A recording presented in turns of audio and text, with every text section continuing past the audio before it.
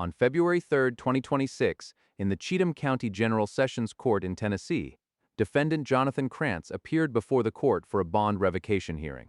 Krantz, charged with domestic assault, had been released on bond with the condition that he wear a GPS ankle monitor and pay weekly monitoring fees to A2I Monitoring. The state moved to revoke his bond after he failed to make payments for over a year, accumulating a balance of $1,305.92. This hearing examines whether Krantz's financial struggles constitute sufficient grounds to return him to custody. State your name for the record. Leslie Anderson, And where are you employed? A2I Monitoring. What is A2I Monitoring? We are a GPS monitoring company and currently the monitoring company for Cheatham County. Do you have a contract with a Jonathan Krantz? We do. All right. Can you tell me what Mr. Krantz is charged with? Yes, he was charged with a domestic assault in order to serve on our GPS monitor on January 15th, 2025. What court ordered him to wear that monitor? Well, it's a condition of his bond. So And do you remember which court? it would have been Cheatham County General Sessions. So General Sessions ordered him to wear that. And remind me of that date one more time. January 15th, 2025. Okay. So can you tell me what the obligations of Mr. Krantz is as someone being monitored by your company? Yes. Any of the bond conditions that are outlined, obviously are a condition of his program, along with the payment of the GPS monitor, keeping his contact information up to date with us, including his information. The victim that's involved in this case, he would not have been allowed to be around that person and any of the addresses that they gave. Was he presented with a contract? He was. Did he sign that contract? He did. All right. The court heard testimony from Leslie Anderson of A2I Monitoring, who explained that Krantz was contractually obligated to pay $56 weekly for GPS monitoring as a condition of his pretrial release bond. The state established that Krantz had not paid since February 1, 2026, despite receiving weekly notifications. Under Tennessee Code Annotated Section 40.11.118, courts may impose reasonable conditions on bail bonds to ensure a defendant's appearance and protect community safety. The Tennessee Supreme Court in State v. Brown, 2012, affirmed that bond conditions must be reasonably related to the purposes of bail and not constitute punishment before conviction. Additionally, Tennessee Rule of Criminal Procedure 46.02 permits courts to modify or revoke bond when a defendant violates conditions, though courts must consider whether the violation is willful or due to circumstances beyond the defendant's control. Here, the state seeks revocation based on non-payment of monitoring fees, a financial condition of Krantz's bond. The court must determine whether Krantz's failure to pay represents a willful violation or stems from genuine economic hardship. The prosecutor's questioning established the contractual obligation and payment history, while defense attorney Will Stevano's cross-examination began exploring whether the payment structure was feasible, given Krantz's circumstances. This highlights a critical tension in pretrial justice. Conditioning freedom on payment can create debt-based incarceration, where poor defendants return to jail not because they're dangerous or likely to flee, but because they cannot afford fees. Courts must balance legitimate monitoring costs against the constitutional presumption of innocence and the 14th Amendment's protection against wealth-based detention disparities. Which of those conditions is he currently not in compliance with? He is not paying his GPS monitoring fees as requested. All right. What has your company done so far to make sure that he can be notified and make this right? Mr. Krantz gets a weekly email and or text from us that gives him his weekly balance along with his overall outstanding balance. So how long has it been that he has not been able to pay? His last payment was on February 1st, 2026. Okay. So did he make any statements regarding paying the monitor? He is not. Has he made any efforts to pay on the monitor? Not since February 1st, 2026. Okay. And is his address current? Yes, So he's still residing at the address that you have on file for him? correct. What about his phone number? Is his phone number current? Yes, I texted him and he responded today. Okay. Has he had any other violations? Not that I'm aware of. And what is his current balance? $1,305.92. I have no other questions, Your Honor. Well, you have any questions? I do. Just a couple, ma'am. My name's Stefano, I represent Mr. Krantz. Do you have a copy of this contract? I do. May I see it? And what does Mr. Krantz's payment history look like? I did bring his statement today. Early on in 2025, Mr. Krantz was making a weekly payment. So in the beginning, we made an agreement that he would pay $56 a week, each and every week. The email and text are sent out on Friday, and he has a link to pay at his pleasure. He was doing that pretty rarely, and then after that, he just kind of fell off. Deviating from the weekly payment to a monthly payment. Yeah, And you say the agreement was $56 a week? Okay. it's $8 a day for. Redirect. No, Your Honor. Thank you, ma'am. You may sit down.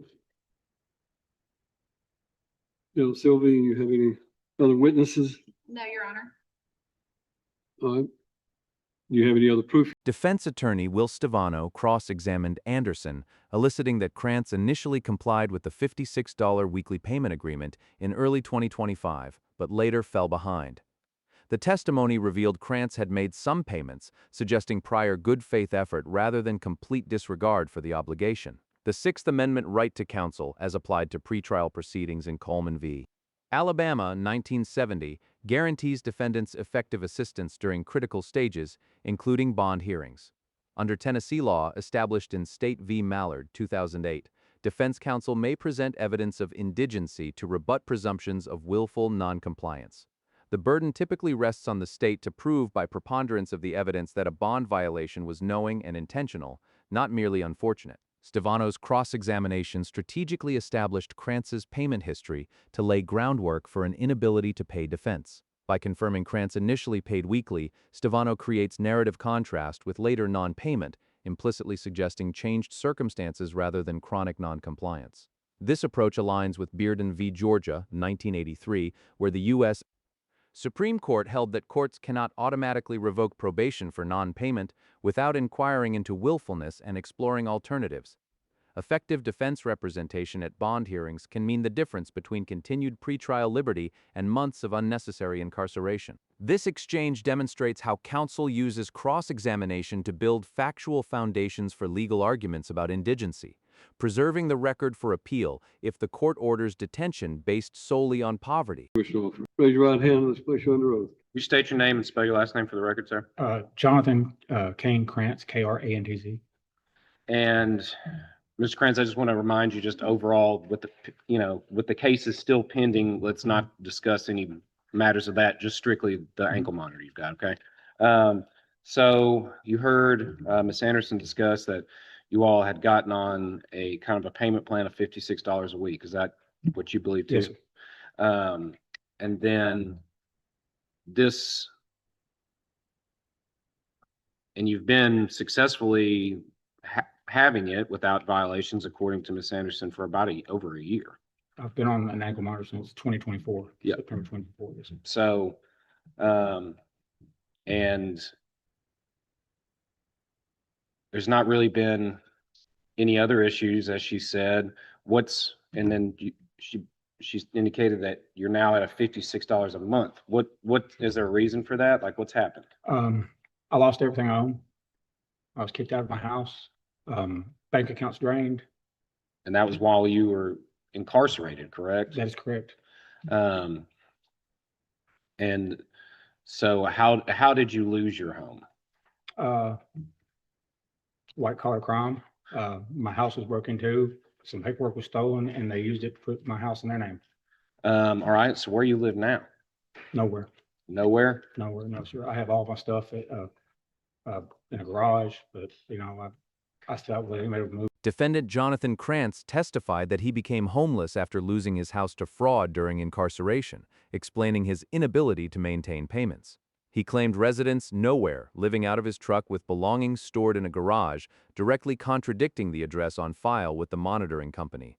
Under Tennessee Code Annotated Section 4011-122, defendants released on bond must maintain current contact information with the court and monitoring agencies. false statements regarding residence can constitute bond violations independent of payment failures. However, United States v. Salerno, 1987, established that pretrial detention must serve regulatory purposes, preventing flight and protecting community safety, rather than punishing poverty or imposing undue burdens on indigent defendants. Krantz's testimony creates significant legal complexity.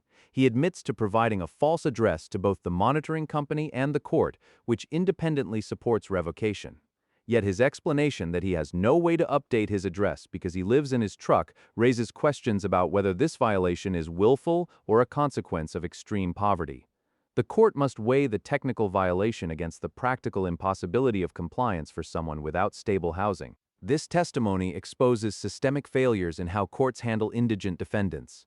Requiring homeless individuals to maintain fixed addresses creates catch-22 situations where compliance is literally impossible. Courts increasingly recognize, as the Tennessee Supreme Court noted in State v. Cothran, 2016, that bond conditions must be realistically achievable. Otherwise, they transform pretrial release into a procedural trap that discriminates against the poor. Everything. Well, what do you do for work, Mr. Grant? I'm a mechanic. Okay. And how is business? Considering my transmission went out right after I lost my house and truck and had to move, it's pretty rough, but I'm trying to do what I can. Okay. And so how are you getting money? Just side jobs and that kind No, of I thing? mean mechanicing. Mechanicing? Yes. Okay. Any particular shop? Or you just No, out sir, just mobile. mobile showing Yes. up? Got it. Do you think you'll be able to catch back up on this relatively soon? Yes, sir. It's just been real rough the past month. Like I said, I've got like 500 I can pay on it right now, and then I should be able to get caught back up as long as nothing else, happens. Okay. So you would make a $500 payment today? I'll pay more than that. So you lost everything while you were incarcerated. What were the dates that you were incarcerated? Ma'am, I couldn't honestly tell you. I don't remember. It would have been December of 2024, all of it. Some in February, February of what year? 2025. That's in it. Yeah, that's when I lost it. Yeah, that's when I lost it. That was February 2025. So you lost everything in February of 2025. Yes, ma'am. So do you live at 1001 Carl Perry Road? No, ma'am. The prosecutor cross-examined Krantz, pressing him on timeline inconsistencies regarding when he lost his housing and how he maintained payments afterward. Krantz admitted he does not reside at the address provided to the court and monitoring company, confirming a material misrepresentation. Under Tennessee Rule of Criminal Procedure 46.03, bond may be revoked upon finding that the defendant has violated any condition of release. However, State v. Bland, 2015, requires courts to consider whether alternatives to detention exist, particularly when violations stem from economic circumstances. The Tennessee Court of Criminal Appeals in State v. Henley, 2019, emphasized that revocation should be the last resort, not the default response when defendants demonstrate good faith efforts to comply. The prosecutor's questioning methodically established Krantz's false address representation, a clear bond violation, and highlighted temporal inconsistencies in his testimony about when he became homeless versus when he stopped paying.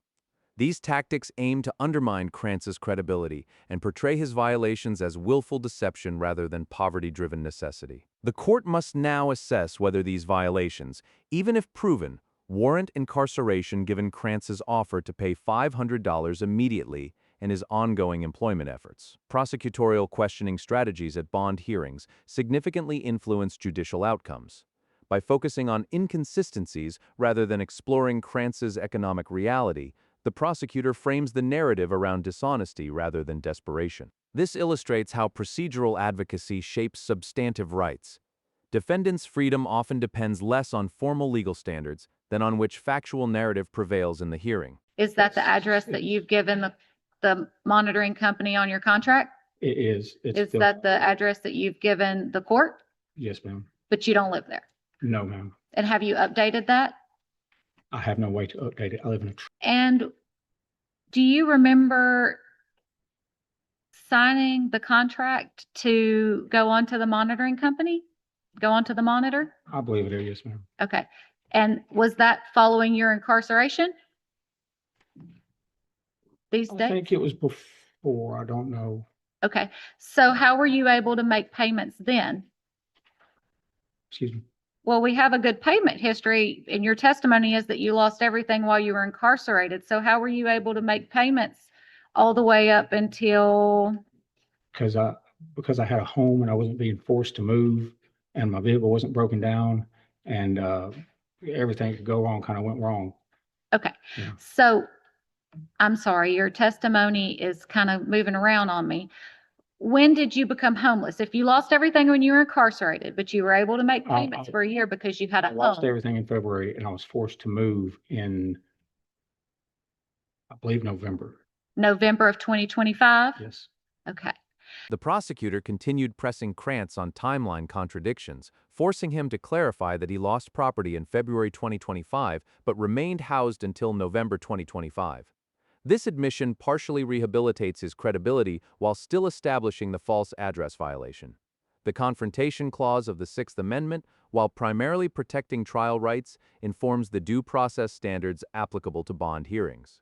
Under Matthews v. Eldridge, 1976, courts evaluating liberty deprivations must consider the risk of erroneous deprivation and the probable value of additional procedural safeguards. Tennessee's intermediate appellate courts have increasingly required explicit findings on indigency before ordering detention for non-payment, as in State v. Johnson, 2021, where the court reversed revocation absent such inquiry. Here, the judge has allowed extensive adversarial questioning, satisfying basic due process requirements for bond revocation hearings. However, the record reveals no explicit judicial finding on whether Krantz is genuinely indigent or merely prioritizing other expenses. The prosecutor's successful impeachment on dates showing Krantz could pay while housed but not after becoming homeless actually supports an indigency defense rather than undermining it, though this may not be the prosecutor's intended framing. Procedural due process in bond hearings often receives less judicial scrutiny than trial rights, yet the consequences, immediate incarceration, can be equally severe. This exchange demonstrates how informal hearing structures place defendants at disadvantage. Krantz struggles to maintain coherent narrative under rapid questioning about dates spanning multiple years of trauma and instability, risking judicial perception of dishonesty rather than documented poverty effects on cognitive function. So how were you able to make payments after November of 2025? Because I still had some money. Okay. And then how were you able to make bond? I believe I was released without bond. I think it was my own signature. Okay. So you had an OR bond. I believe that's what they call it. Yes, ma'am. And did you understand that it was going to be a requirement of your bond that you wear a monitor? Yes. Yes, state law, I believe. Okay. And you understood that you were going to have to make payments on that monitor. Yes, ma'am. And what was your understanding if you were unable to make payments? I wasn't ever told. Okay. So if you understood that in order for you to be on bond, do you know what bond is? Yes, I mean, yeah, What is bond?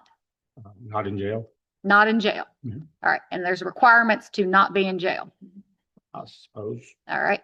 So if you're unable to meet a requirement to not be in jail, Mhm. what do you suppose the outcome of not meeting that is? I mean, I guess it depends on what the requirement is. Okay. And if the requirement is to wear and pay for a monitor, Well, you'd have to wear and pay for the monitor. and if you couldn't wear and pay a monitor, what would you be doing? Not wearing and paying them. I mean, I'd still be wearing it, but Right.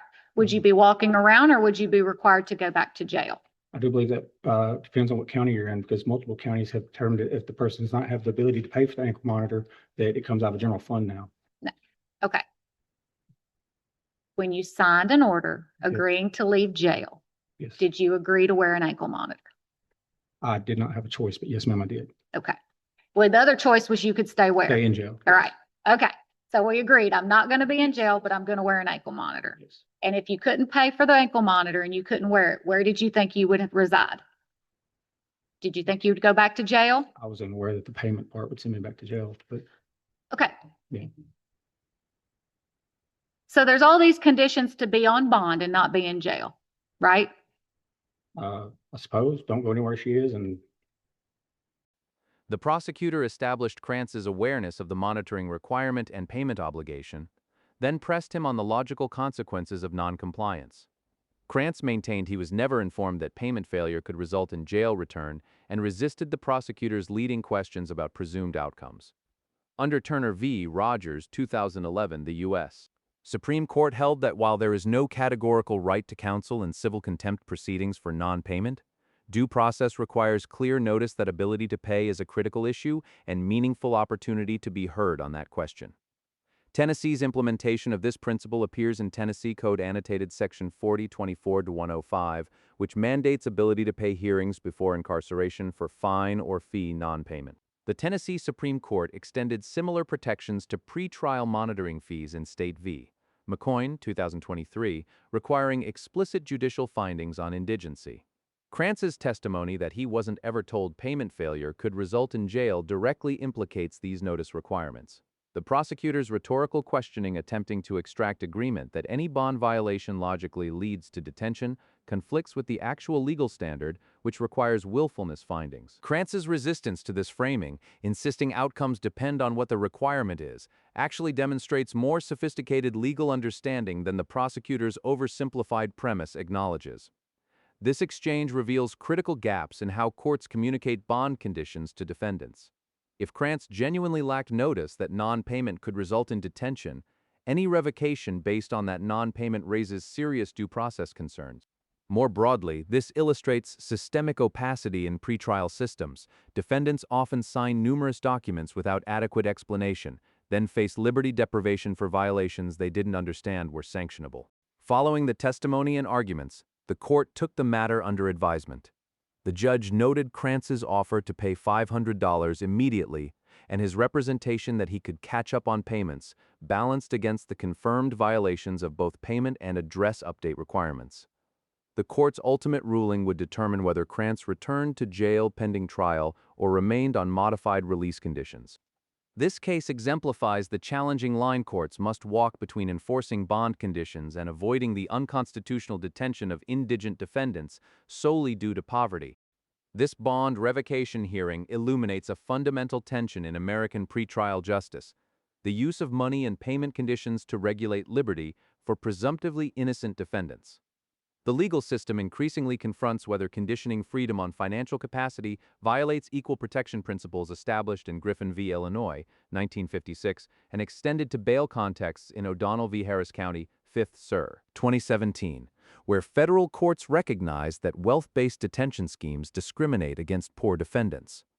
Tennessee law, like most states, permits monitoring fees as bond conditions, but recent reforms in jurisdictions nationwide, exemplified by California's SB 10 and New York's bail reform efforts, reflect growing recognition that such fees create perverse incentives. When monitoring companies profit from defendant payments and courts use payment failure to trigger detention, the system risks transforming pretrial release into a revenue-generating mechanism rather than a genuine public safety tool. The critical educational takeaway: bond revocation hearings are not mere formalities, but high-stakes determinations of liberty that require courts to distinguish between willful defiance and genuine inability to comply. Defendants facing such hearings should understand their right to present evidence of indigency, request alternative conditions, and challenge prosecutorial presumptions that all violations warrant detention.